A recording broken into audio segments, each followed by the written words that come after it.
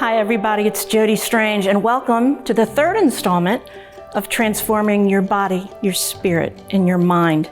Remember in the last video, we broke body down into 4 different parts: hydration, nutrition, movement, sleep and rest. And let's start with hydration. So in the last video, we were talking about drinking 4 8-ounce glasses of water a day. How is that going? If you've done that, let's try and get another 8 ounces in. Can you take your morning routine from the moment you get out of bed, get into the shower, take a couple sips, brush your teeth, take a couple more sips, shave, and as you're going through your morning process, see if you can't somehow complete an extra 8-ounce glass of water. It makes a huge difference. You can do this. You can get these 5 8-ounce glasses of water in a day. So nutrition. This month, I'm still simply going to ask you to be more aware of the food you're putting in your body, the groceries you're putting in your grocery cart.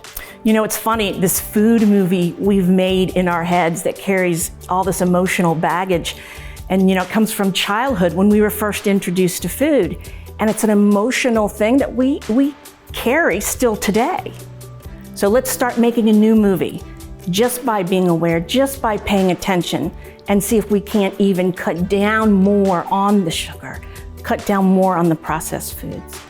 Okay, movement. Remember, I gave you 3 choices. The first one was parking further away or using the steps versus the elevator.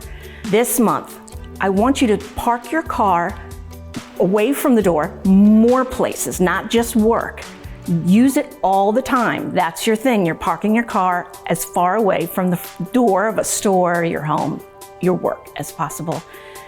The next one was putting on a song, getting down and funky. Well, you should be up to 2 songs by now. Why don't you go ahead and add a third? The third thing I suggested was start a walking program. Now is the time to either pick up the speed or walk a little further. You don't have to run a marathon. Just pick up the pace or a little further to the next house. If it's just to the next mailbox, the next house, that is a win. So movement, let's keep moving. Sleep and rest. At this point, I have given you all the tools that I know of to get yourself to sleep and to stay asleep. So here's what I'm suggesting. If you're still not sleeping well, go back to the first video. Try that series again of all the suggestions I've made. See if possibly this time you see a difference. If not, what I urge you to do is seek a sleep professional. Sleep is that important to your healing process, to how you function the next day. So investigate that. Now we're on to spirit. The big ask for spirit this month is to remind you these specific breaths that we're taking from our diaphragm. So important. Up till now, I've just really wanted you to practice where to take them in, to hold at the top, and to let it out as slowly as you took it in. To use cues to remind yourself to do these breaths because it's very easy to come back up to your chest.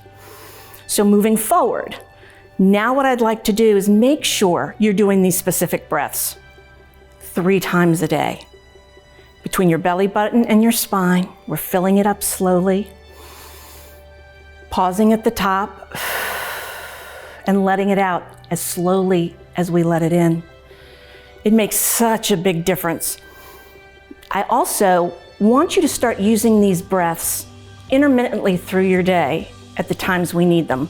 For instance, a meeting. I had a colleague say, I had back-to-back meetings and phone calls. I was hanging up and I couldn't concentrate on the one I was going to because I was still kind of in the last call. I said, take a deep breath in between calls, pause at the top, and let it out slowly. It'll put that last call behind you and allow you to be more present and focused for the call in front of you. As a patient's calling you to their bedside, as you're scrubbing for surgery, as you're opening up the door, getting ready to walk in to your house from a long day, take this deep breath 3 times. It's just a simple thing you can do to make such a big difference. You know, we're all looking and buying books and looking for this special podcast or video series that's going to change our lives. But this is something that you have control over that can make a big difference in your life, and it's free. Lastly, mind, emotional well-being, mental well-being. Hopefully working on this body and spirit will have made your emotional and mental well-being better. But if it hasn't, and you still feel like you need help, we have so many resources here through the foundation of First Health and at First Health. There is no shame in reaching out. In fact, if you don't know who to reach out to, you have me to guide you to the place, that safe place that can help you get through something that seems almost unsurmountable. So as I always say, before you start any new program, check with your health provider or mental health expert. And until I get to connect with you, take good care.